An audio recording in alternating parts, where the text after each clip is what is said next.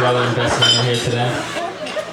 Just want to start off by saying thank you to Brian's parents, who also happen to be my parents, and Andrea's parents for putting this wedding on. I want to thank the groomsmen today for showing up relatively sober. And of course, I want to thank the bridesmaids. You girls all look beautiful today. Can we please give it up for the Chilico girls, by the way? That's just a great looking family right there.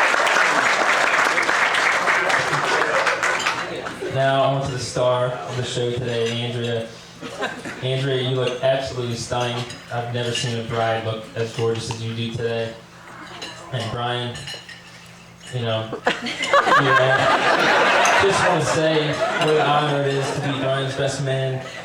I remember thinking, or the day after they got engaged, Brian called me up on the phone and asked me to be his best man. And I immediately panicked. And I just thought, oh no, I'm going to have to give this speech. What am I going to say? How long should I talk for?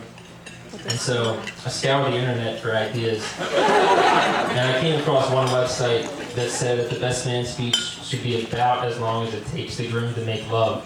You've been a great audience, thank you.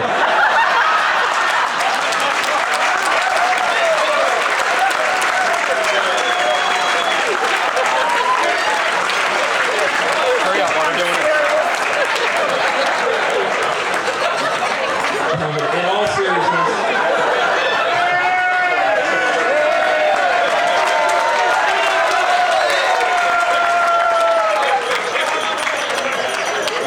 In all seriousness, I can't tell you how happy I am to officially welcome Andrea to our family.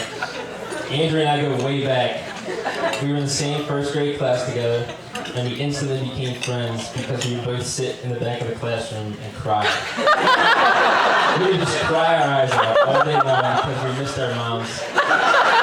Well, mainly that, and sometimes the teachers would beat us mercilessly with words, but mainly because we missed our moms.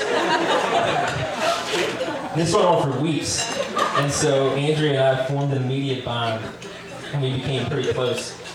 So close that one day I came home from school and I wrote, "I love Andrea," in a notebook. Now this was supposed to be a secret, but somehow my mom found the notebook one day, and she asked me, "Who wrote this?" And me, being a 6-year-old man of faith, simply replied, "God wrote it." That was the best that I could come up with. And he wrote it in exactly my handwriting too, which nobody seemed to buy. It's so hilarious. So now, here we are, 17 years later. And Brian, I gotta call you out on this because you broke the most sacred rule between brothers. Of course, I'm talking about the bros before hoes rule that you violated by stealing my woman. But I will forgive you because it just wouldn't be our style to actually be mad at each other. Brian and I have certainly had our ups and downs. Like most brothers, we've had our fair share of sibling rivalry. We always used to try to beat each other up, always try to get each other into trouble. I remember back at times when a petty argument would arise from nowhere, usually over a basketball game or a video game. And Brian would call me a butthead, and I'd call him a stupid butthead. And before you know it, it would spiral out of control, and I would end up running inside, crying to my parents, saying that he was picking on me again. But then sure enough, the next day, he sent me an email from work, and we'd make up.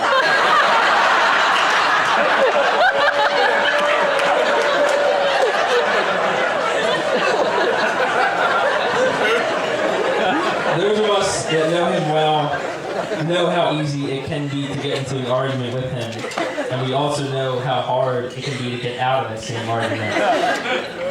I still think to this day he would have made a great lawyer because he always has a rebuttal for everything you say. He's so persistent and will do whatever it takes to get you to agree with him. He's kind of like Ben Roethlisberger at a nightclub. He doesn't take no for an answer.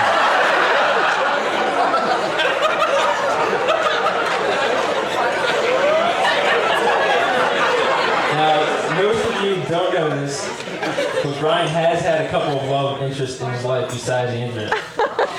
In kindergarten, Brian fell in love with Amanda Tribble.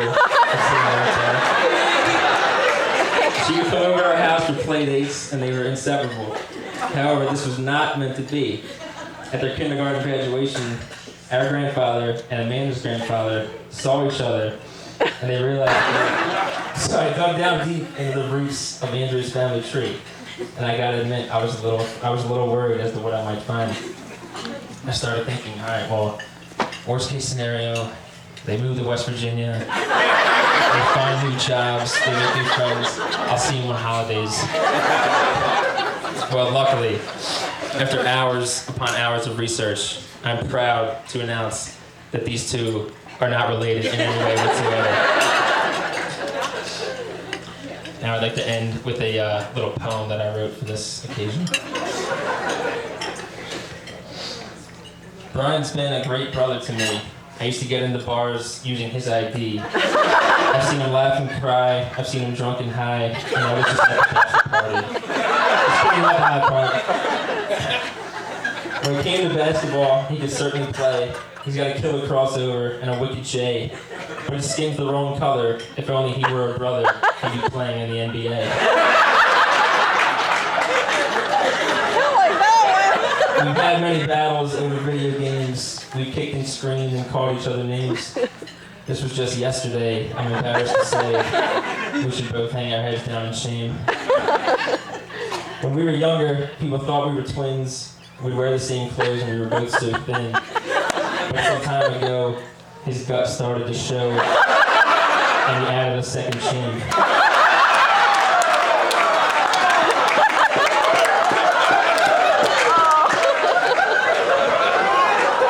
Here's the serious part here.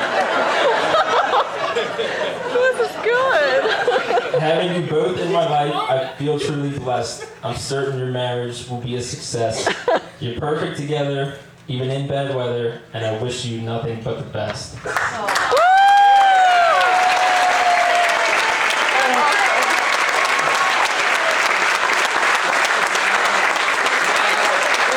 I know I like to joke around a lot and not serious all the time, but I just really want to say I love you both so much, and I'm so happy for you, and I want to invite everybody to raise your glasses and to toast the happy couple here today.